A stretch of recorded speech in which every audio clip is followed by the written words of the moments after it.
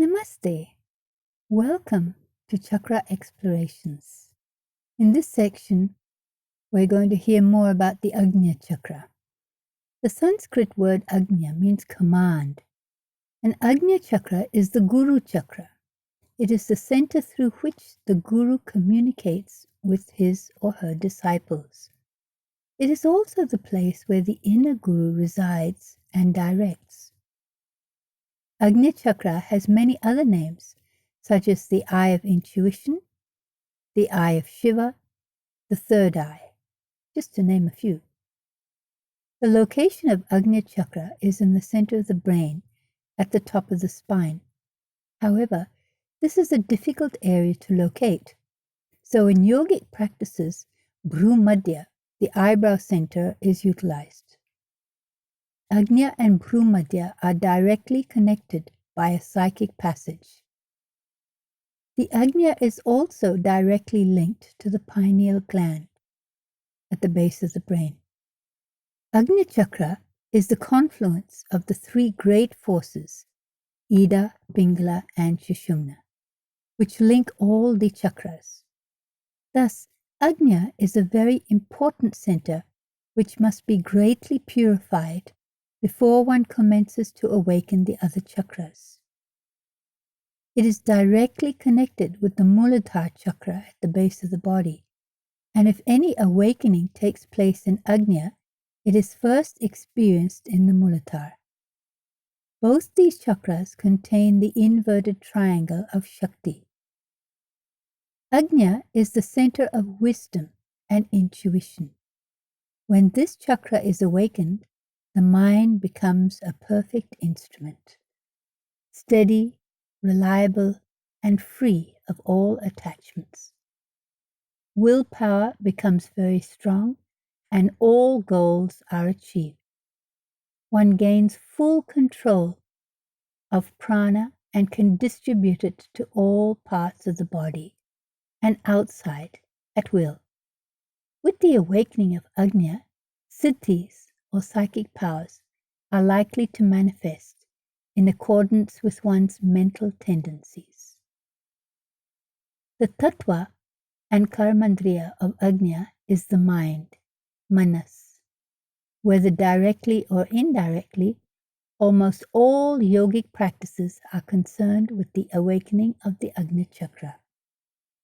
Ajna Chakra is the point of confluence where the three main nadis or forces, Ida, Pingala, and Sushumna, merge into one stream of consciousness and flow up to Sahasrara, the crown center. In mythology, these three nadis are represented by three great rivers: the Ganga, which is Ida, the Yamuna, which is Pingala, and Saraswati, a subterranean current which represents the Sushumna. They converge at a place called Prayag or Triveni, which is near the present-day Allahabad. Indians believe that every 12 years, when the sun is in Aquarius, if one takes a dip at the point of confluence, he or she will be purified. This place of confluence corresponds symbolically to the Ajna Chakra. When the mind is concentrated at this conjunction, transformation of individual consciousness is brought about by the merging of the three great forces. Individual consciousness is mainly comprised of ego, and it is on account of ego that we are aware of dualities. As long as there is duality, there cannot be samadhi. As long as you remember yourself, you cannot get out of yourself. Although there are experiences of trance in the other chakras, there is no merger of the individual ego with the cosmic ego. All throughout, you find you are trying to assert yourself behind all the experiences you are having. But when Ida and Pingala unite with Sushumna in Ajna Chakra, you lose yourself completely. By this, it doesn't mean that you become unconscious. Your awareness expands and becomes homogeneous. the individual awareness falls flat and you completely transcend the realm of duality. Therefore, Ajna Chakra is a very important center which you must experience in order to bring about purification of the mind. Once the mind is purified, the experience and awakening of the other chakras can proceed. There is a certain problem with the awakening of the other chakras. Each of these chakras contains within it a store of karmas or samskaras, which may be both good and bad, positive and negative, painful and pleasant. The awakening of any chakra will bring to the surface an explosion or expression of these karmas, and not everybody is prepared or ready to face them. Only those who are equipped with reason and understanding can cope. Therefore, it is said that before you start awakening and manifesting the great force, it is best to purify the mind at the point of confluence. Then, with a purified mind, you can awaken all the other chakras. Therefore, we begin our exposition of the chakras with Ajna. The word Ajna comes from the Sanskrit root which means to know, to obey, or to follow. Literally, Ajna means command or the monitoring center. In astrology, Ajna is the center of Jupiter, which symbolizes the guru or preceptor. Amongst the deities, Jupiter is represented by Brihaspati, the guru of the devas and preceptor of the gods. Therefore, this center is also known as the Guru Chakra. Ajna is the bridge which links the guru with the disciples. It represents the level at which it is possible for direct mind-to-mind communication to take place between two people. It is in this chakra that communication with the external guru, teacher, or preceptor takes place. And it is here that the directions of the inner guru are heard in the deepest state of meditation, when all the sense modalities are withdrawn and one enters the state of shunya or void. It is a state of absolute nothingness, where the empirical experiences of name and form, subject and object, do not penetrate. In this completely static state, the light of the mind is extinguished. The consciousness ceases to function, and no ego awareness remains. This void state is the same as the death experience, and in order to traverse it, the voice or command of the Guru must be heard in Ajna Chakra to guide us through this state. Of course, if you are new to spiritual life, you will not be facing this problem yet. But when it comes, you will find it very difficult to manage. At the moment, your problems are just mental. Dispersion of mind, worries, anxieties, restlessness, sleep, etc. But when the night is dark and you have gone very deep in meditation, losing your individual awareness, the only thing that can guide you at this point is the instructions or command, the connection of your Guru, heard through the Ajna Chakra. It has also been called the eye of intuition, and it is the doorway through which the individual enters the astral and psychic dimensions of consciousness. Perhaps the most common name of this chakra is the third eye, and the mystical traditions of every age and culture make abundant references to it. It is portrayed as a psychic eye located midway between the two physical eyes, and it looks inward instead of outward. In India, Ajna Chakra is called Divya Chakshu, the divine eye, Jnana Chakshu, or Jnana Netra, the eye of knowledge, because it is the channel through which the spiritual aspirant receives revelation and insight into the underlying nature of existence. It is also called the eye of Shiva, for Shiva is the epitome of meditation, which is directly associated with the awakening of Ajna Chakra. It is interesting to note that Ajna Chakra is more active in females than in males. Women are more sensitive, psychic, and perceptive, and they are often able to predict coming events. However, in most people, this inner eye remains closed, and though they see the events of the outside world, knowledge and understanding of truth cannot be gained. In this sense, we are blind to the real possibilities of the world, unable to view the deeper levels of human existence. Ajna Chakra is located in the brain, directly behind the eyebrow center. It is at the very top of the spinal cord, at the medulla oblongata. Initially, it is very hard to feel the exact location point of Ajna, so we concentrate on Ajna Kshetram at the mid-eyebrow center, Bhrumadhya. These two centers are directly connected. That is why it has always been an Indian custom to place tilaka, chandan, sindoor, or kumkum on the mid-eyebrow center.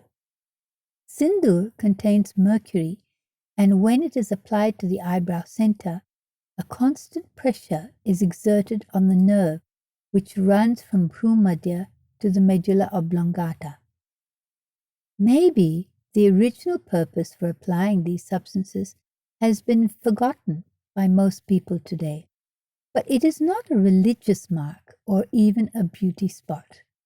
It is a means by which you can maintain constant conscious and unconscious awareness of Ajna Chakra.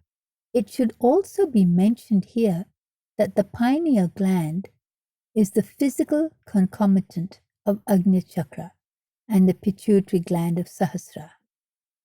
Just as the pituitary and pineal glands are intimately connected, so are Ajna and Sahasrara. We could say that Ajna is the gateway to Sahasrara Chakra. If Ajna is awakened and functioning properly, all the experiences happening in Sahasrara can be managed well. The pineal gland acts as a lock on the pituitary. As long as the pineal gland is healthy, the functions of the pituitary are controlled. However, in most of us, the pineal gland started to degenerate when we reached the age of 8, 9, or 10. When the pituitary began to function and to secrete various hormones, which instigated our sexual consciousness, our sensuality, and worldly personality. At this time, we began to lose touch with our spiritual heritage. However, through various yogic techniques, such as Tratak and Shambhavi Mudra, it is possible to regenerate or maintain the health of the pineal gland. Each chakra is considered to possess a tanmatra, or specific sense of modality, a jnanendriya, or organ of sense perception, and a karmandriya, or organ of action. The tanmatra, jnanendriya, and karmandriya of Ajna Chakra are all considered to be the mind. The mind is able to gain knowledge by subtle means rather than by the input of sense data from the sense organs, which are the jnanendriyas of the other chakras. The mind perceives knowledge directly via the sixth or intuitive sense, which comes into operation as Ajna Chakra awakens. This sense is the Jnanendriya of the mind.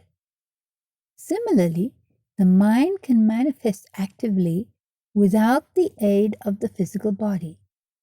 This is the faculty of astral projection, which manifests with the awakening of Ajna Chakra. Therefore, mind is considered to be the karmendriya of Ajna. The mode of operation of this center is purely mental, so the Tanmatra is also the mind. The plane is Tapaloka, where vestiges of imperfection are purified and the karmas burned away. Along with Vishuddhi Chakra, Ajna forms the basis for Vijnanamaya Kosha, which initiates psychic development. Often the experience one has when awakening takes place in Ajna is similar to that induced by ganja, marijuana, or any other drug of that type. He or she who meditates on this awakened chakra sees a flaming lamp shining as the morning sun and dwells within the regions of fire, sun, and moon. He or she becomes the benefactor of all and is versed in all the Shastras. He or she realizes unity with the Brahman and acquires siddhis. Different results accruing out of meditation on the various centers are collectively realized by meditating on this center alone. So Ajna is essentially the chakra of the mind, representing a higher level of awareness. Whenever you concentrate on something, whether it be Muladhara, Swadhisthana, or Manipur chakra, or you concentrate on an external object or an idea, Ajna is affected, sometimes mildly, sometimes powerfully, depending on the degree of your concentration. When we visualize or when we dream at night, the inner vision that occurs is through Ajna. If you are eating, sleeping, or talking and you are not aware of it, then Ajna is not operating. But if you are talking and one area of your awareness knows it, this knowing, this awareness is the faculty of Ajna. When you develop Ajna, you can have knowledge without the aid of the senses. Normally, all knowledge comes to us by means of information through the senses conducted to the brain and a process of classification, logic, and intellect that takes place in the frontal brain. However, the smaller brain, where Ajna Chakra is situated, has the capacity to acquire knowledge directly without the aid of the indriyas or senses. If it is a very cloudy day, you can know through logic that it will rain. But if there are no clouds in the sky and still you know beyond a doubt that it will rain, this means your intuition and perception are very acute, and Ajna Chakra is functioning. When Ajna is awakened, fickleness of the individual mind disperses and the purified buddhi, subtle intelligence, or higher perception manifests. Attachment, which is the cause of ignorance and lack of discrimination, drops away, and sankalpa shakti, willpower, becomes very strong. Mental resolves fructify almost immediately, provided they are in accordance with the individual dharma. Ajna is the witnessing center, where one becomes the detached observer of all events, including those within the body and mind. Here, the level of awareness is developed, whereby one begins to see the hidden essence underlying all visible appearances. When Ajna is awakened, the meaning and significance of symbols and intuitive knowledge arises effortlessly and one becomes a seer. Ajna is the center of extrasensory perception, where various siddhis manifest according to one's samskaras or mental tendencies. For this reason, Ajna Chakra is said to resemble a knot directly on top of the spinal cord. According to Tantra, this knot is called Rudra Granthi, the knot of Shiva. This knot is symbolic of the aspirant's attachment to the newly developed siddhis which accompany the awakening of Ajna. The knot effectively blocks spiritual evolution until attachment to psychic phenomena is overcome and the knot in consciousness is freed. Understanding cause and effect. Until Ajna Chakra awakens, we are under delusions. We view things incorrectly, and we have many great misconceptions about love and attachment, hatred and jealousy, tragedy and comedy, victory and defeat, and many other things. Our fears are unfounded. So are our jealousies and attachments. But still we have them. Our mind is functioning within a limited sphere, and we cannot transcend it. Just as we dream at night, and our dream experiences are relative, we're also dreaming in our waking state, and our experiences are relative. In the same way that we wake from a dream, when Ajna awakens, there is also a process of waking up from this present dream we are living. And we can fully understand the relationship between cause and effect.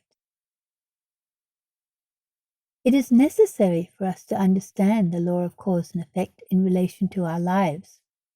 Otherwise, we are depressed and sorrowful about certain events in life. Supposing you give birth to a child and it dies shortly afterwards. Why did it happen? If a child was meant to die straight after birth, why was it born at all? You can only understand the reason if you understand the laws of cause and effect. Cause and effect are not immediate events.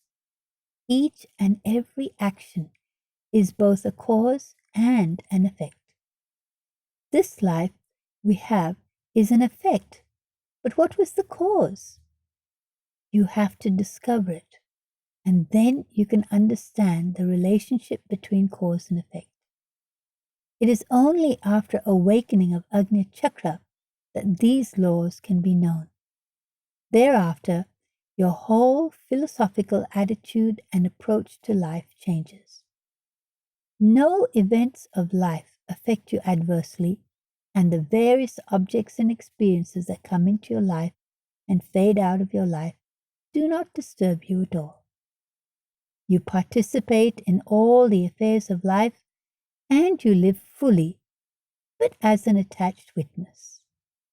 Life flows like a fast current, and you surrender and move with it. Moving from Ajna to Sahasrara. To reach Ajna Chakra requires sadhana, discipline, firm belief, and persistent effort. With our present state of mind, it is not possible to know how to reach Sahasrara. But once Ajna Chakra becomes active, you develop superior perception and you realize how Sahasrara can be reached. It is like setting out on a journey from Mongir to Marine Drive, Bombay. The most important stage of the journey is the long train trip to Bombay. Once you are there, reaching Marine Drive is no problem. It is easy to find the way. You just have to take a taxi and go there. So in my opinion, it is not important for us to know how to reach Sahasrara from Ajna Chakra, but it is essential for us to know how to awaken the Ajna Chakra. After hearing all about Ajna Chakra, Now you may like to sit silently and contemplate on what you've heard. See if it brings up anything for you. See what questions bubble up and see what answers come with them. Simply contemplate on the thoughts and ideas flowing through your mind.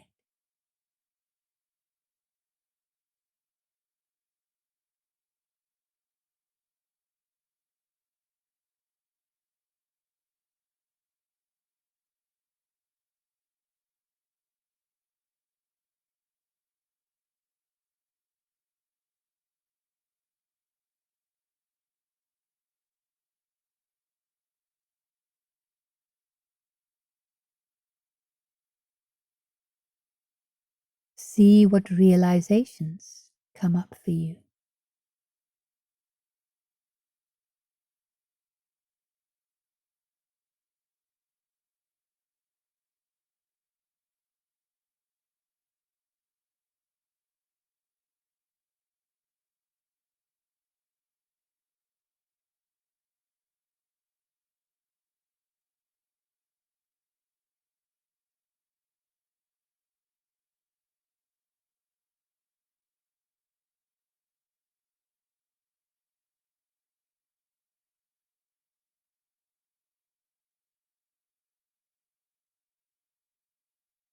And when you're ready, you can switch off the recording.